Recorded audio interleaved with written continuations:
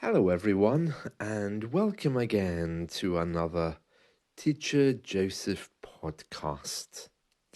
Today's featured word is shan't. Shan't. And this is the negative version of shall.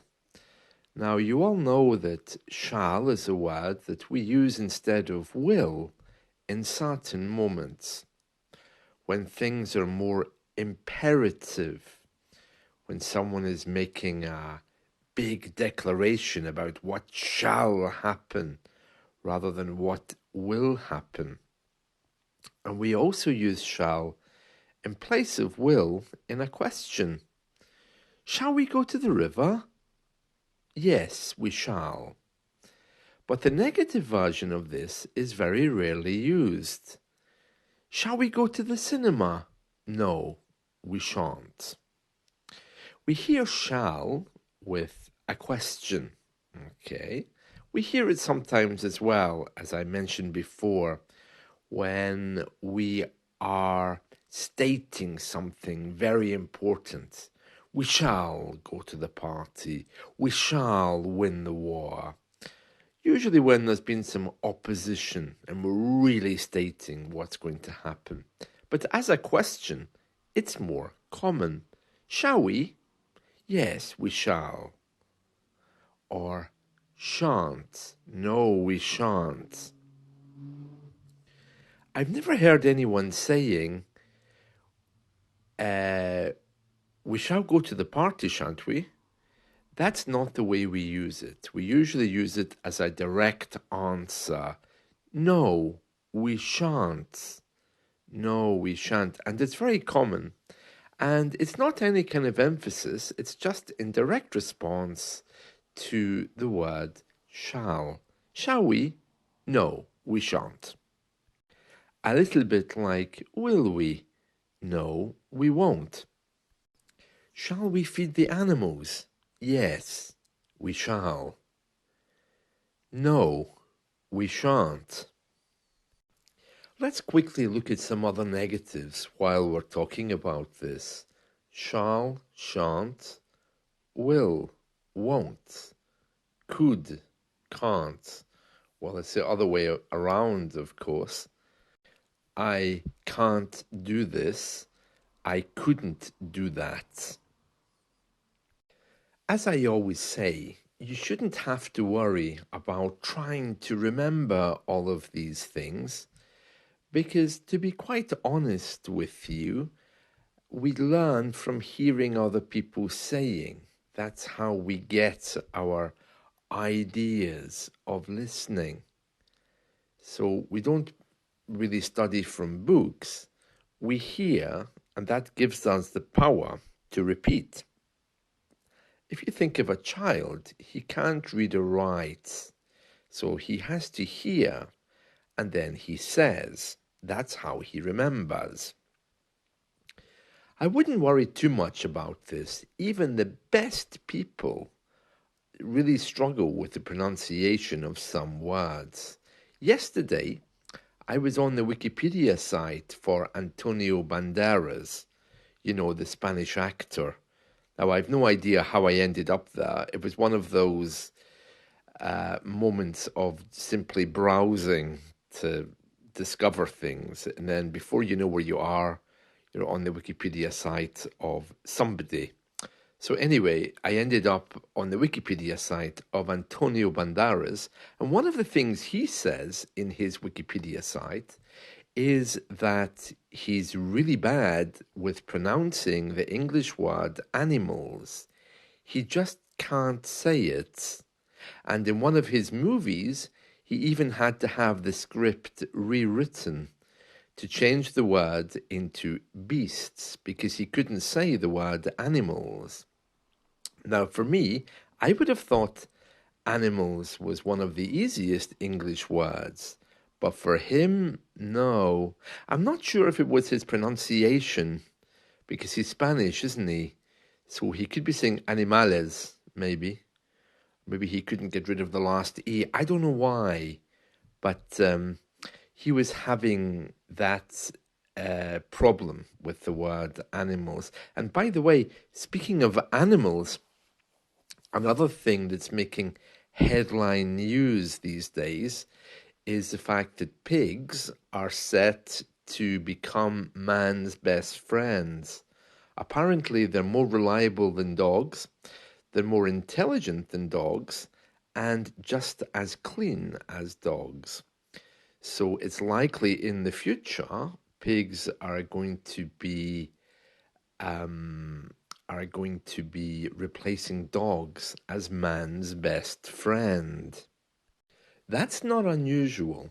As I remember, pigs were in the past domestic animals. My grandparents had a pet pig.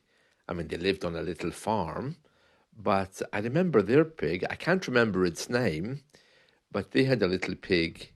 What I really remember is one day that pig was ill and they were trying to take its temperature with a little plastic thermometer, and nobody knew what they were doing. And I remember my grandmother saying, I don't even know what temperature a pig should be. And my mother responded with, well, ham turns out nicely at 325 Fahrenheit, which they didn't find funny. I thought it was quite amusing. What, what should the temperature of a pig be? Well, a ham turns out nicely at 325 Fahrenheit after 15 minutes, you know. But that's the danger. There is a danger that if you do get a pig as a pet, that at some point you'd end up eating it. I think that was the case years ago. You'd have a pet pig, but at some point you'd end up eating that thing. But I don't think so now. Now people love pets, don't they? But I don't think pigs are very attractive. And as I recall from my grandparents and their pig, uh, I know they're very clean, but they have their own particular smell, which takes some time to get used to. Although pigs are regarded as being much cleaner than dogs are. So I suppose it's a matter of taste. I think I can say quite honestly that I shan't have a pig. I shan't. Shall I have a pig? I shan't. I also see that London Transport have opened a new art gallery. Yeah, it says here in one of our news headlines, a gallery dedicated to London Transport posters has opened in Covent Garden, and that's showcasing the best of the capital's poster art because, you know, London Transport uses many posters. I think in American English they call them billboards, you know, the bits of paper that are really huge that are placed in public places as public awareness campaigns. Um, yeah, this is part of London Transport Museum. It will have the Global Poster Gallery, which features art commissioned by London Transport going back more than a century. There's many of these here. There's some lovely ones from the 1920s and older. Matt Brosnan, head curator at London Transport Museum, apparently has issued a statement saying the Global Poster Gallery opening exhibition will bring together some of the finest posters in the museum's collection of graphic arts and design in a celebration of commissioning, creativity, and artistic talents. Yeah, all dedicated to London transport, probably the metro more than any other. I'm looking at a few of the older ones here on the BBC website. It's very nice, very nice. Of course, now in London, we have electronic billboards everywhere, so that makes a big difference. The electronic billboards. That's how we call them. So we don't refer to the electronic ones as posters. They were called posters because the verb to put them up is called posting. You know, when they're stuck up with glue on top of the walls. Um, so there we are. Yes, that sounds lovely. And of course, like all public museums in London, is completely free to enter. Or how much longer that's going to continue, I don't know. But our museums have been free for some time now. Elizabeth Mackay, London Transport Museum's director, said, "We're incredibly proud to be opening a brand new museum gallery in the heart of the capital dedicated to the fascinating history of poster art and design, of which London's at the fore." Oh, very nice, beautiful, beautiful. So there we are. Yes, that's some interesting information. If you're going to London in the coming weeks, remember to go to the Transport Museum to see the posters, which are there promoting London's transport, going back more than 100 years. Interesting, isn't it? And that's it from me. So I hope you've all had a wonderful day, or you're going to have a wonderful day, depending on the time you're listening to this. And I'll catch you all soon. See you. Bye.